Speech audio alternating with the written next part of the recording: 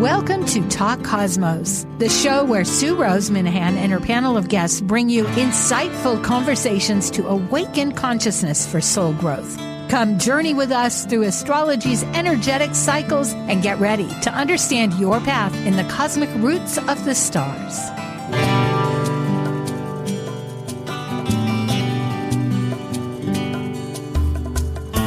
Hello, everybody. This is Talk Cosmos, and I'm very excited. The panel today is about the current happenings right now. It couldn't be more timely. It's U.S. global currents. And of course, we're looking at the inauguration tomorrow in the sense of how does that relate to our national involvement with the world, which of course we came from and we are part of. And it's a very, very special day too in so many ways. On the one hand, globally, we have the celebration of what appears to be a successful start with the exchange of people in the Middle East. And we're grateful for that. And on the other hand, we're also experiencing this transformation of leadership, which has to do with the people also, because we are of the people here in this nation of the United States. Let's get started with our panel, U.S. Global Currents. Thank you. Examining significant United States domestic politics and foreign affairs through the astrological perspective of the celestial map of the sky to understand the impact on each individual around the globe, this is your U.S. Global Currents panel. I'm Sue Minahan, founder of Talk Cosmos since 2018. I'm an evolutionary astrologer, consultant, speaker, writer, vibrational astrology student, Dwarf Planet University graduate, Kepler Astrology Toastmasters Club charter member. I have a fine arts music degree plus a certificate in jazz. I'm an artist, musician, and certified color energy life coach. Especially, I love mythology and esoteric philosophies. I'm Robert Pizzetti, professional consulting astrologer and the visionary behind Deep Earth Astrology and the Deep Earth Astrology Tarot, a divination tool and teaching aid that integrates astrology, herbalism, and natural reverence. I specialize in vibrational and psychological techniques and infuse my practice with a deep connection to nature's spirituality. I'm currently the Grand Pendragon in the Ancient Order of Druids in America and the director of the Magus Gathering in Gore, Virginia. I'm Justin Crockett-Elzy, an archetypal Jyotish astrologer, yoga and meditation teacher, and author. I combine both Western ancient astrology and modern psychological astrology with Eastern Vedic astrology, and I specialize in predictive, electional, and karmic astrology for individuals and couples. I also do in-depth astrological research into arcane astrological concepts, focusing on the mystical, occult side of astrology. Rock musician Frank Zappa and the Mothers of Invention says, "A mind is like a parachute. It doesn't work if it's not open." Thank you. Hi, Justin. Yeah. Hi, Rob. Hey, how's it going? Yeah, hi, Justin. It's good. It's good for myself. And you guys, I mean, things, yes.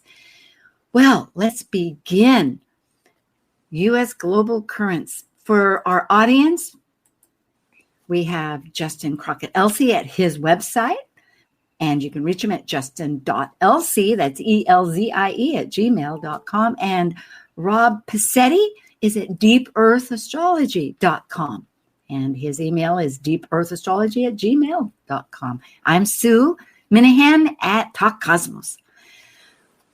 We are scheduled always this third week, and lo and behold, what a day.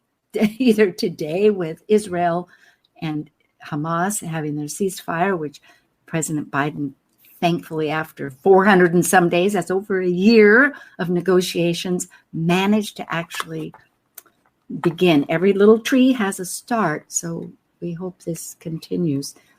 And then tomorrow, of course, is the inauguration. This generally is just a little bit of the outline. We are going to talk about both today and tomorrow's charts. And as with tomorrow's inauguration, what about Russia and what about our border countries? always just a point to remind people, which next month we'll really focus on. This began with the Chiron return that the United States is experiencing. It's the fifth one, and it's a 50-year cycle, and it's about identity. And our identity could also extend, of course, into what is our role and how are we handling so much. Anyway, we'll talk about that next month, but just to let you know that there's an umbrella sort of for all of this. This is our inauguration chart for tomorrow. It's at noon. And if you have any... Yeah, I mean, to me, an inauguration to me is a ritual. It's a national ritual. It's and when you have something going on during, a Chiron and Aries on your chart, I mean, as far as an initiation, I find always Aries is involved. Old wounds resurfacing, can we heal? Those themes kind of are omnipresent, And when I look at a ritual, I always look at the 12th and the 9th house, like those, there's this nature spirituality guru by the name of Nguyen who said, ritual is just poetry in acts. It's our actions and the poetry we create. And it's kind of weird, this year. I mean, with it being indoors, we haven't seen that since, Ronald Reagan. Why is it indoors? They said the cold, but is it a security issue? There's just a lot of things at play here. And, looking at that conjunction between Hygeia and Eris in the 12th house, looking at the conjunction between Mercury and Pallas, I mean, it's going to be a wild speech that is given, I would say, with that conjunction between Mercury and Pallas. And, I always find Pallas to kind of be, it can go either way. It's whatever decision that the hunt takes you. The strategy, yes. Yeah, and with that conjunction between Eris and Hygeia, like creating chaos to get to purity in the collective unconscious. Oh, yes. What are your thoughts on that, Justin? Well, one thing that jumped out to me was, of course, is that Sun-Pluto conjunction in the 10th house, right on the midheaven. Of course, we know every year, I mean, not every year, but every inauguration, they start at noon. But I think what's interesting in the subjective portion of the chart, we see Mars and still retrograding in Cancer on the IC, and Jupiter also in the subjective below the horizon in the house of values. Retrograding. So I think that what's going on behind the scenes here underneath the surface is you've got this whole part of the collective, or at least half the collective, that's not really emotionally into this and still figuring out where they are fit emotionally, with Mars going retrograde on the IC. It's really deep-seated emotions that are just not healthy around this. And then, of course, our values don't align. And, one part of the collective is okay with a certain amount of misogyny and racism. The other part's not. And that's duality. You see Jupiter retrograding in that second house of values. And I think, I definitely agree with you. It's going to be somewhat of a dominating, dictatorial, autocratic speech because Mercury's up there in Capricorn. And I think it's interesting because the Sun-Pluto conjunction 10th house tells me that the mask or how the world will see us will change with Pluto-Sun conjunction and Aquarius. So that's what really jumps out to me about this chart. Yeah. And I look at the 11th house and, when we're looking at it from a psychological standpoint, we're talking about community. But when we're looking at it from a mundane standpoint, that usually represents government agencies. And when we're looking at the 11th house there, the North Node and conjunct Neptune in Pisces, like that just screams to me like a confused destiny, not knowing where things are going to go. And then you also have, the Venus Saturn there, like, that necessarily isn't, a bad thing, but it's a restriction of values. Right. Right. And, I might note, we don't see it on this chart, but I like what you were talking about when you're talking about what's assigned to each of the houses, like that 11th house is government. Well, what's interesting later on, when maybe we'll see this, but the 9th house is of course, the judiciary. Yes. And this year, the South Node in Virgo, which is all about purification and purging, is going to, in the Sibley chart, the ninth house of the judiciary of the United States. So there's going to be some really turnover in that. So when we're talking about assigning houses, that, like you said, 11th house is the government, the ninth house is the judiciary. Those are really kind of important, I think, to pay attention to. I agree. And I think that one thing that he is going to talk about is reforming the judiciary. And you can see that with that conjunction between Pallas and Mercury, and being in Capricorn about structures, definitely, he is going to have a new vision of how the judiciary should work. He's going to bring up grievances of the judiciary. Come on, that's not like a shot in the dark there, and I do think that we're going to see a weaponization of the judiciary as being a theme throughout his presidency in this second term. Yeah. Well, it is interesting to have Uranus, which is a modern ruler, which as an evolutionary astrologer, I definitely look at ruling that Sun and Pluto in the first house. It's in a strong, it's at the last, it's still in the last decan of Taurus and retrograde. So it has a ways to go until July when it changes signs, but that's significant and very unsettling. Uranus is everything that we know about the immediate moment that can change things. It has a lot to do about nature, of course, and it has and set values as far as, in a fixed sign. Yeah. But having that Sun and Pluto, everything that you both brought up is so appropriate. It's incredible to realize that. And that we can't ignore Chiron opposite the moon. Thank you. The moon is in the sixth house. That's our day-to-day operations. That's it's the public, it's the worker, it's also health, the moon striving for balance in Libra, the moon striving for justice for the worker, with this wound in the 12th house, which in my opinion represents the collective unconscious. How do we fit into anything anymore? How do we bring ourselves into balance for these tumultuous times? There's no one that's happy right now. Okay. And just on top of that same theme, I'm glad you brought it up, is that Uranus-Juno opposition. Yeah. Because if you looked at the Aries ingress from this last year, that Uranus was opposite that. It was actually in the 7th house of the castle, the White House, and that was why there was a change. Was Uranus was on the Aries ingress was in the 7th house. Now it's opposite, and so there's this aspect of the opposition here. I think this kind of represents some of the opposition. Uranus here is that it's still retrograding. So it will be interesting to see what happens, and see it's opposite of who owns the castle. The 7th house is considered, if we're looking at mundane astrology, the White House, the who holds that, and that is right now Juno and Scorpio. Right. And what's the partnerships? Thank you for bringing that up. I love that, because Juno represents what we're married to, our alliances. And in Scorpio, it's not for the faint-hearted. It's like, who really has the wealth, the jewels that we're exchanging on one level, I suppose. Well, okay. I think that was a good rundown of that chart. Yeah. Right. You both got good points about it. Definitely. Yeah, definitely.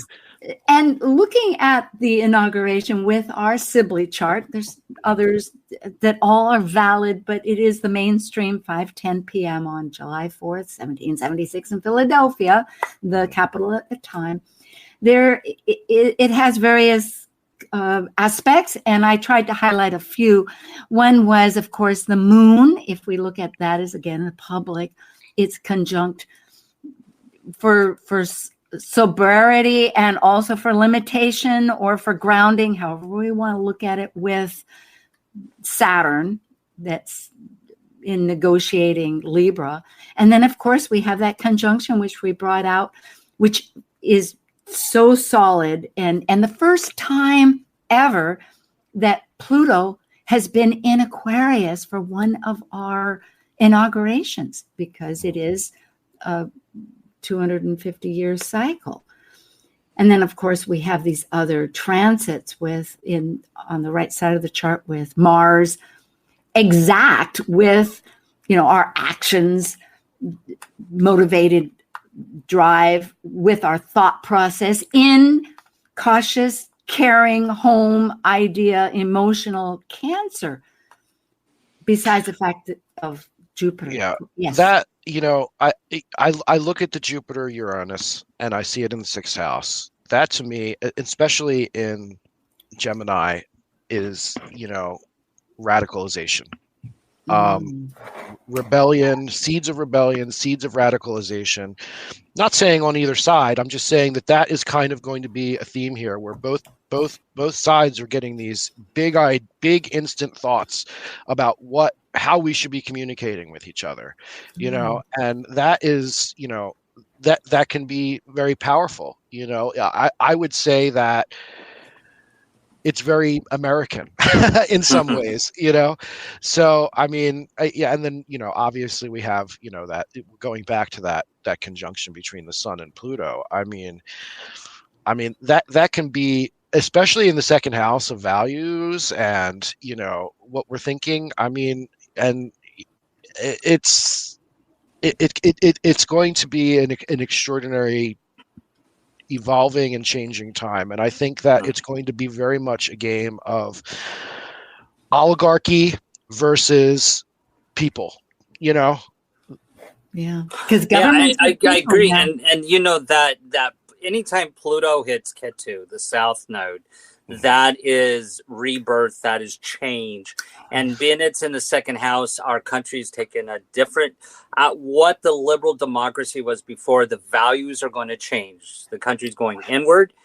It's like, the oligarchy, like you said, is happening. Our government is no longer going to be what it looked like as we were all growing up. It's going to change. And I think I liked how you pointed out the communication aspect, that Mars, Mercury, that actually has, if you look at the deacons there, that actually is ruled by Neptune and Jupiter. So that just gives that Jupiterian energy to it, expanding of that the motions of communications and direction, and the collective planet Neptune. And then, of course, if you look at that, as you pointed out, Robert, the Uranus Jupiter is in the deacons is ruled by Mars and Mercury.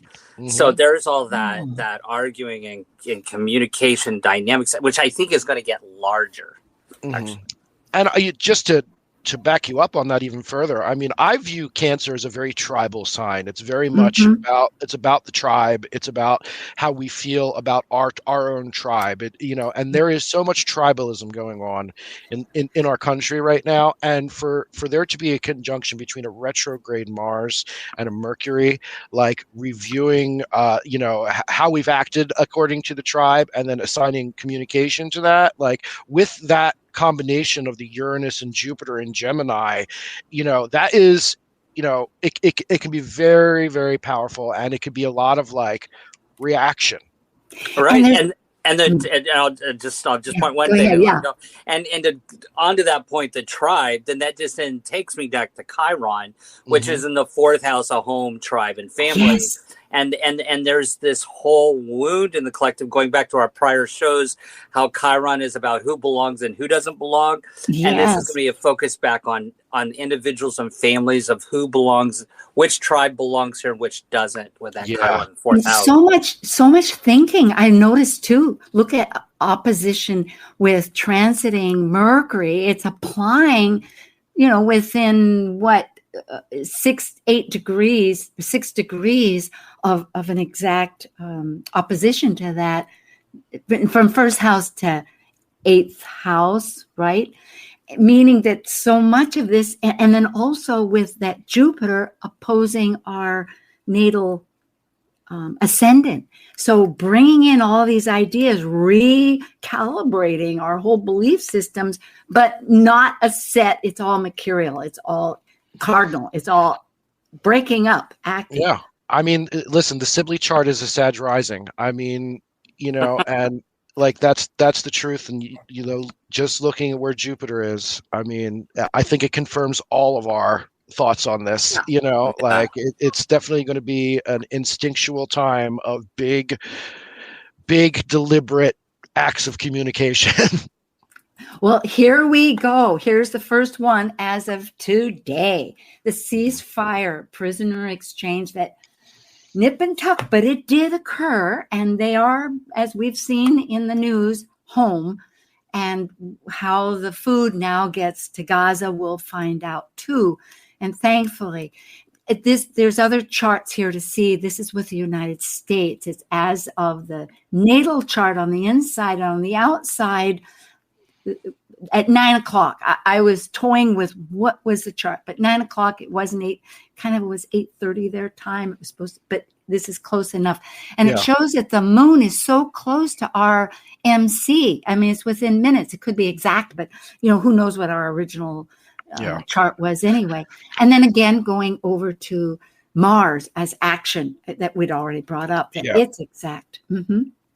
I would be remiss not to bring up the TikTok thing here. And the reason why is because this is a comparison of the US to this conflict. And many people were receiving their information that was not going through the propaganda filter through TikTok, especially those that were supporting, the Palestinians. That was very much a connection point for people to receive news about, because it was not being put through the US filter.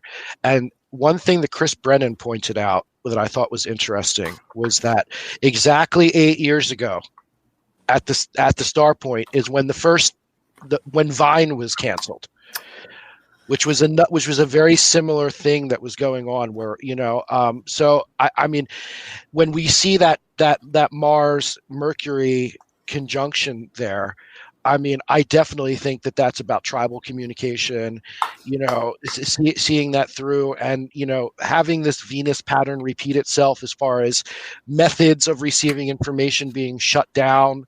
I just think that it's very interesting time. And then MC on with the moon. I mean, that. Right. And then you look at the sun, which was and is today still in Capricorn, which is in sign conjunct to the natal Pluto. But then again, look at the 6th house there, just a land people, with Uranus on Vesta of our hearth. And when you bring up the breaking of the pattern, which Uranus does, it would indicate perhaps another side of that communication breakdown on a daily basis. 6th house, Justin. Yeah, I mean, this is pretty much almost like what we just saw, only with a little bit of a different context. I really don't have really much to say about it. Good thoughts there, Rob, about thank you, Justin. We'll go on. We have a couple more. We have a little bit of time just to finish up this, because this is Israel. And granted, it's just to see a little bit of significance. I did bring up some on the right. I didn't change but there, look at on the 1st house, Chiron, the natal Chiron, which is in their 1st house, which you would think back in 1948, of course, after World War II, is a very strong feature of the changing identity of healing. But here we have Juno of marriage and relationships, uniting with it, and it's opposing the Sun and Uranus. So it is. And in vibrational astrology, which Rob and I are studying, we might just indicate that the interpretation of Uranus, along with what mainstream thinks, is the current moment. So it's right now, which can be fragile. Things change. But and I think, I was going to say, and I think this chart really shows you also what is the outcome, because we're still in an evolving situation here. What is the outcome of this? And I might point out that in about 2 years, right in June of 2027, that South Node is going to go over the Pluto of Israel in the 10th house in 2 years. So there is going to be a change in the country of Israel right around, especially inflection point of June in 2027, when that South Node, and like the U.S. is going through a South, Pluto on the South Node. Well, of course, then the South Node will be on the Israel Pluto Pluto in the 10th house, which is how they're seen to the world. And I think that that's interesting that this chart shows with all that Leo in the 10th house for the country, and that South Node being the next major transit through that. There's going to be some way and how this changes Israel. This whole war with this particular one. Yes. Yeah.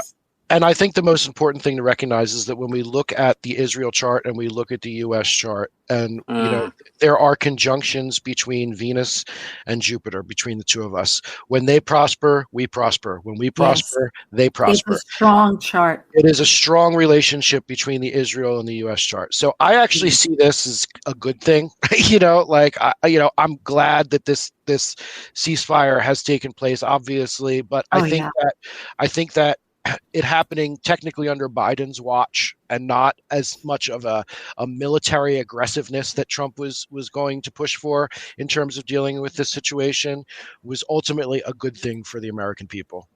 And speaking about that relationship, which thank you for switching the charts here. This one, I would point out that the South Node, even though it includes the Davison chart, I was hoping we could actually get Israel with the U.S. like you're pointing out, but the fact that the South Node, or the Saturn, USA Saturn, is on that South Node for Israel, it just shows that the United States is the daddy here, the daddy, the parent for Israel here with this. And it's interesting also how our Mars is on that Chiron for the country, and it's almost like, so we helped fight them, but fight for them in a way, by blocking all those missiles out, so that's, I find that interesting how you're right. There is a strong connection with the Mars Chiron, and then of course our Chiron with their North Node.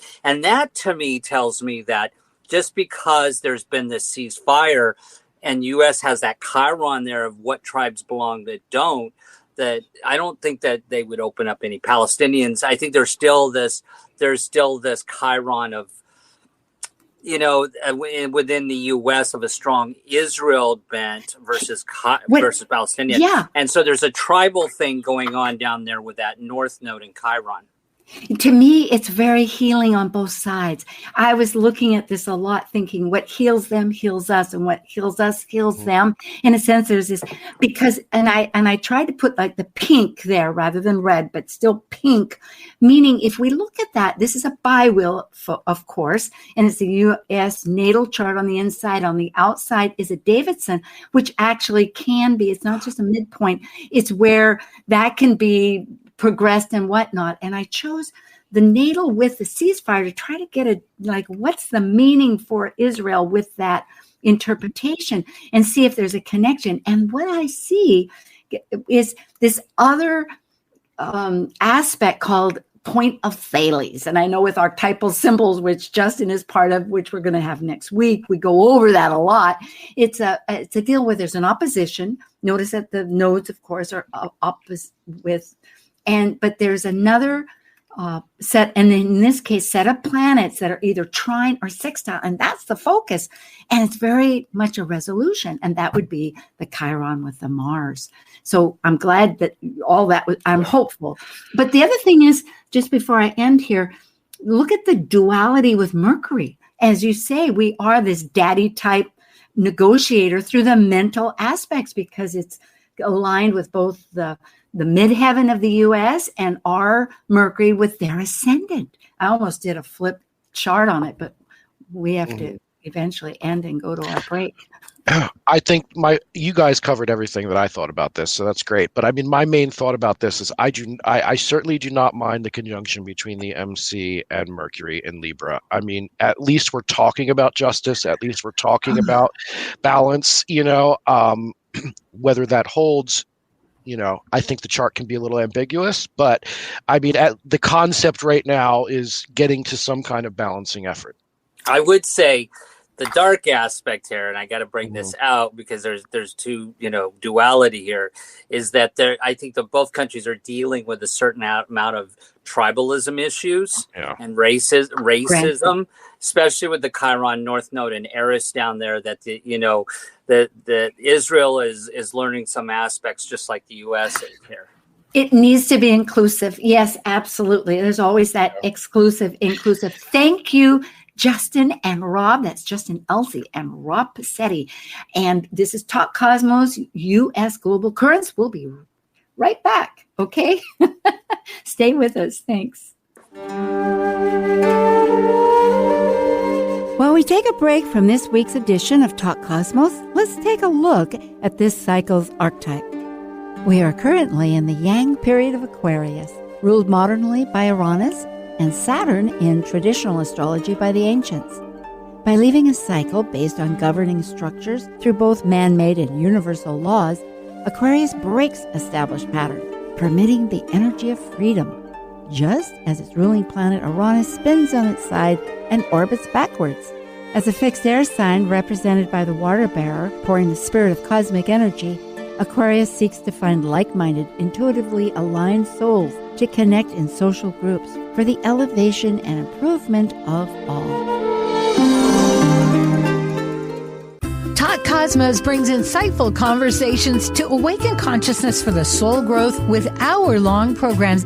Talk Cosmos weekly programs are also available to watch live on the Talk Cosmos YouTube channel and Facebook page. While you're there, make sure you click the like and subscribe buttons so you get the full Talk Cosmos experience. Or if you'd rather listen to the show archives with audio only, the entire podcast collection since 2018 is available on most podcast carriers. And to find out about upcoming programs, sign up for the newsletter at talkcosmos.com. So grab your coffee, tea, or kombucha and enjoy the show. This is Martha Norwalk. Every Sunday morning, beginning at 9 a.m., thanks in part to NewProSupplements.com, we cover the world of animals. This week, January 26th, it's an encore presentation. Tune in to hear our last healing show with Dr. Nels Rasmussen and Linda Rasmussen. Together, they helped callers and their animal friends with emotional, behavioral, and physical issues. And you can get a surrogate healing just by listening and following along with Linda's instructions. Martha Norwalk's Animal World, Sunday morning, 9 a.m. to noon, right here on Alternative Talk, AM 1150. Make us part of your daily routine. Alternative Talk 1150. Hi, we're back. This is an astrological perspective of our current events. And just to remind folks, we have our panel here with Robert Passetti of DeepEarthAstrology.com and Justin Crockett-Elsie with JustinCrockettElsie.com. And you can find Justin, who's an archetypal Yodish astrologer. He's a consultant, does workshops. He's a teacher, an author, and he's on Instagram. That's Astrological Yogi, and also on YouTube at Justin Tiger. So this is great. And he has many, many different factors, and you can also contact him. He does Zoom consultations, which I think we all do, but it's a big feature. So shall I go on, Justin? Are you okay? Okay. And then we have Rob Passetti at Deep Earth Astrology, and Rob is also a consultant. You can get him at gmail.com, and he is about sometime or other going to unveil his tarot. Yes. Yeah, we're excited. We're coming through with that now. Like we've sent it out to the printer. We're working on everything. It's a process. It's an arduous process, and do you have pre-orders? We will. When we get a let us know next month. Yeah, for sure. Yeah. Is there any other event coming up? We're actually doing the Magus Gathering in Gore, Virginia, and that's in May. That is very. It's called this year's theme is called the Music of the Spheres. It is all going to be about the connection between astrology and nature spirituality, and that's happening in Gore, Virginia. You can go to Magus Gathering.org.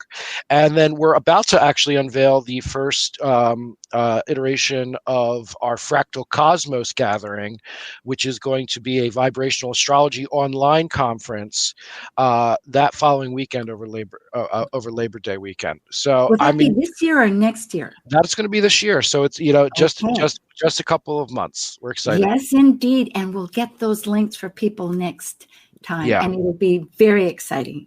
Well, thank you. We're okay. And myself, if you haven't checked our playlist or if you haven't followed, it might be very easy to do that, and it will be easy, but we have a special year focus because we're still just entering the year. Archetypal symbols did a marvelous one. Vibrational astrology, which Justin's on that one, and Rob's on the winter solstice vibrations with Linda Barry, and that has about the whole season. It's very strong. And then again, we have Astrojam, a totally different, unique, which both of them are on. And that was a different way about the Aries point and the Libra, which gives another perspective of the the world. And of course, there is this year with the moon phases and then again the nodes. So there you go. Thank you so much. Let's look a little bit. I just tried to focus people, but we're going to talk a bit about NATO, Ukraine with its conflict with Russia, and not necessarily China. I should have taken that off, which is happening, but it'll go on. And Canada and Mexico. Here we have the U.S. on the inside and NATO on the outside. NATO, I know, has been quite concerned with different events because of conflicts with elections. There was one in Romania that was evident. I don't know if that's something. Go ahead. So, I wanted to point out one thing on that last chart we were looking at that I forgot to back up. No, you don't have to go back to it. Okay. But to back up something that was also on top of what Robert was saying with the Mars Chiron conjunction in Gemini there, I had written down earlier, that's interference. So it's like we interfere. The Mars, Chiron, and Gemini interfere in each other's affairs, but also speaking for each other in a certain way. But here, it's interesting with this. Two things that really jumped out with me, that this is a long-term relationship, that no matter what happens, I think this is a little bit like the Israel-U.S. chart, that the NATO-U.S. chart, even though there's dynamics here with change, I think there's still long-term relationship because of the Saturn-Neptune conjunction at the top. And of course, the South Node is close there as well. And then I do feel that based on some transits that we know that Pluto currently ends in Aquarius, that means that it's the transiting Pluto is going to go over the NATO Jupiter in Aquarius. So I think that we're going to still see it, and that's part of that growth, brought in more countries. But I think that even though the U.S. is kind of, iffy about it, I think there's still going to be a lot of changes with Pluto going over the Jupiter for NATO. Absolutely. Yeah. Good point, with whole perspective of foundational beliefs. But look also at the sixth house, just to throw in for you both. I noticed that NATO has their Juno in Gemini. Of course, we know that's duality, and as we've spoken, and with our Uranus, it's trying that. I think what we're looking here is, just to back up what Justin said, is this is a long-term relationship, and we look at our Saturn there in the 10th house, and have that kind of that Neptunian influence of NATO. Saturn is exalted in Libra. It loves to be in Libra. It's all about justice, about being a balanced adjudicator, being fair. It's very much a judging thing. And NATO, because of these relationships that we have with NATO, sometimes that's had to be clouded. Maybe we've had to get involved with many things with NATO that may have been out of our purview, and then seeing that, what does that have to do with? We essentially have the Chiron of NATO on top of our ascendant. We're constantly in this place where we are dealing with sovereignty and initiation of nations and their ability to protect themselves. And that Neptune on top of our Saturn in Libra in the 10th house is really just kind of like, it's made things. I don't think it's made things easier. Let's just say that. Well, it is, in a sense, it's the whole, but I'm looking back again, remembering about transiting Pluto at 0 degrees, which, has been hovering back and forth which it's a slow moving planet, but trining that, 6th house Juno, because I'm realizing, yes, indeed, we are involved in a long-term relationship, but it's moving parts. Hopefully with Pluto in networking, community-based Aquarius, we might expand that. Wouldn't that be great? And I mean, you look at the 2nd house and you see, the Pluto conjunct the Jupiter there. I mean, Pluto in Capricorn is very much about, revising structures in the world. And, that Jupiter in Aquarius, NATO has expanded our role as that kind of Plutonian and Capricorn figure to bring our version of structure to the rest of the world. That goes back to the Chiron, a return that we're doing. Thank you, because I'm realizing. Do you have more, Justin, or should I go to the next? Well, no, I was going to say, when we think about transits coming up, remember I mentioned in 2 years that South Node, it'll be in Leo going over Israel's Pluto. Well, look at that. Then in 2 years' time, also in 2027, the South Node will be going over the Pluto in Leo of the NATO. Oh, yes. And at the same time, hitting the U.S.'s North Node right around that time. So something very important about 2 years from now in the world. This could mean, I'm not saying it could be a war because it's Leo, but there's definitely going to be something dynamic when that South Node gets to Leo. Well, it's North Node for us because right, but it's Pluto for the NATO. Because they have Pluto and when the South Node goes over to Pluto. Oh yes. The South Node transiting South Node right. In Leo in 2 years will go over the Pluto of NATO. And that's then of right. course, that's right. Yeah, for us it's a reverse nodal return. Half nodal return, right? Yeah, and for them, thank you. Okay, here we have. Ukraine on the inside. That was December 1st, 1991, 6 p.m. This is according to Champion. There's not that much difference between these charts, just to the brevity of the amount of time. We're talking about, less than a month. No, it's not. Here. It's exactly. I think the biggest thing, though, is you can look at the flavor of each of these nations based off of the Eris and the Hygeia. You see that Ukraine is going to have, much more of an Eris, like having to be a discordian and fight, whereas Russia is going to be more worried about its purity and the Tauresian sense of abundance within self, the land, the motherland, versus Ukraine, who is always going to be in this position where let's get back to basics. Aries is the warrior. They're going to have to be fighting and be discordant through this relationship, and that is just we've seen it through Crimea, we've seen it now through what's happening in the world right now, and I just don't think that is ever going to change in their dynamic. Is one worried about the motherland and one worried about being free of the motherland? There are similarities that just are okay. I'm looking. I want to say one other thing about this here. Just think about transits. As soon as Mars goes direct, it's going to go. It's already have gone over that South Node, so we're maybe ought to really pay attention to Mars direct, even though it's already past that degree. But Mars direct when it comes to what's going to happen, and then of course later, our next year, our end of this year, into next year, that South Node will go over the Jupiter.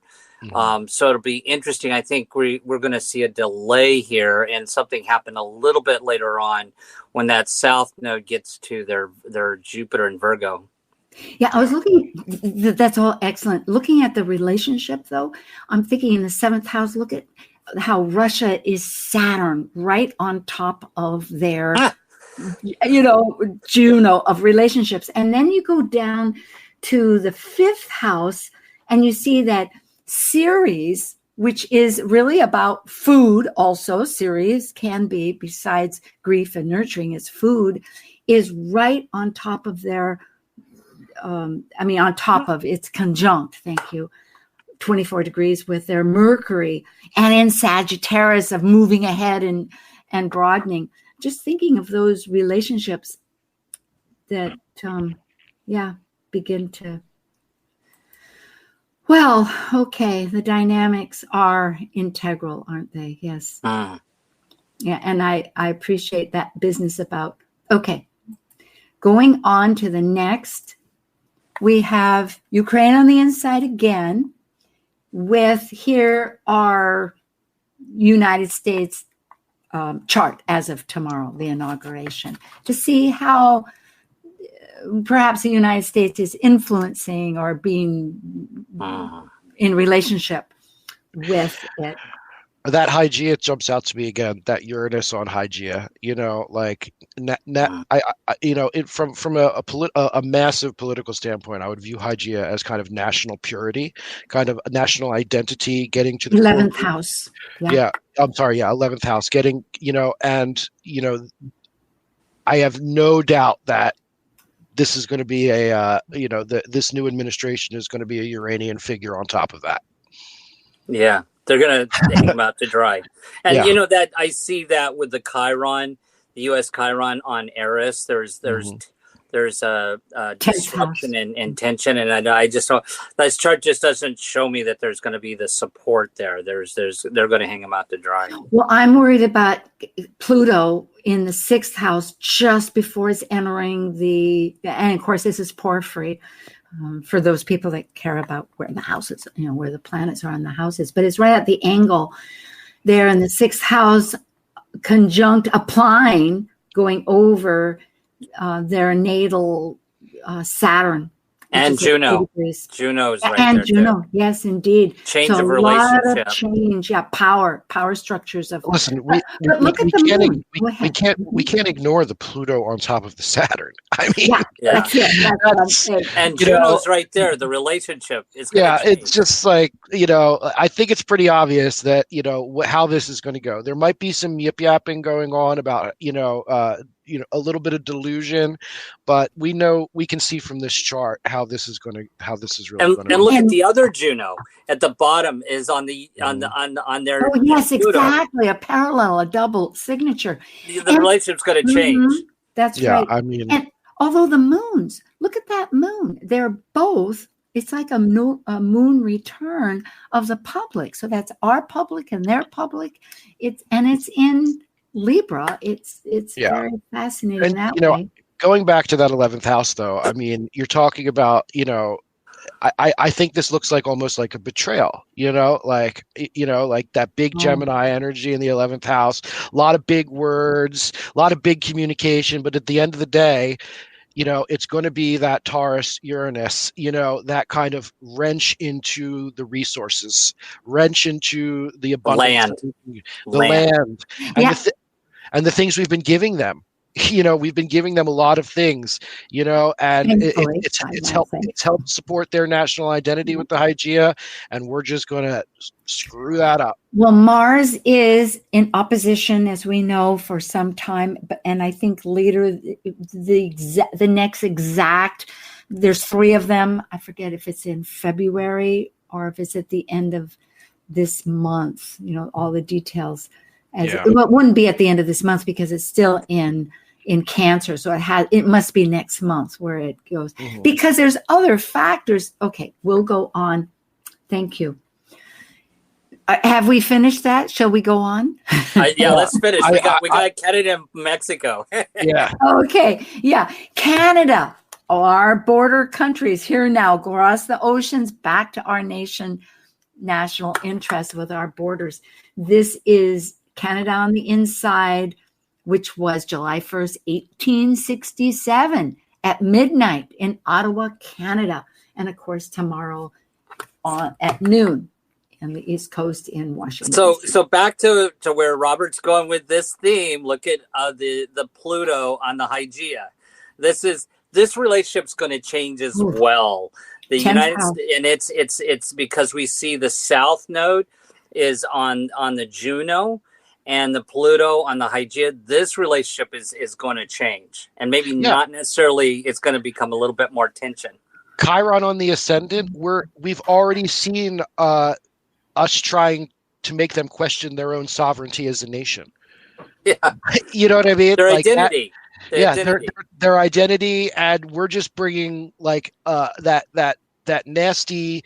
It's like we're making our problems their problems now. You know, like we're not happy enough with having it. It's opposing the moon too, isn't it? The public, which is in the 7th house, it just wants balance and equity.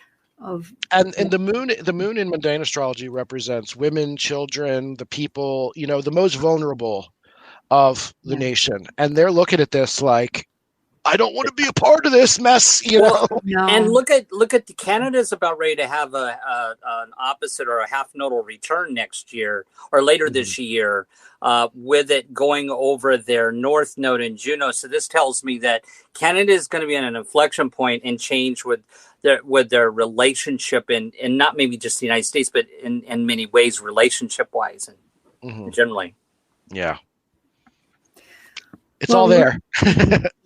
Looking at exactly down there in the 3rd house of communication, as it's circled there with transiting Jupiter, tomorrow transiting Jupiter, applying to their Venus, which is of diversity. They're French and they're English speaking, declared as a nation, and yet we're bringing in. I mean, this could lead to me. This could mean to me that Canada is going to maybe go a little bit right on this. You know what I mean? Like us bringing our big words into their general Gemini Venus vibe. Gemini Venus likes to explore a lot of different things, and I think we're going to definitely see that exploration of them seeing. How can we navigate this situation within our own political discourse to keep away this giant expanding influence that we have of not just the politicians but the oligarchs as well? And it's trying that Venus is trying that moon as in the 7th house of our inauguration. So and of course Neptune's on their Chiron right now too. So there's so just like that misinformation and delusion within the collective is affecting them just as much. Yeah, for sure. Well, we hope Canada and the United States remains. We wish you well, Canada. Yes, we do. I love Canada. I love Canada. Yeah. Oh, look at that in the 8th house with Juno with Ceres. Yep. And of course, and it's opposing with that, of change of idea of the moment. So we will, Mexico, our other border.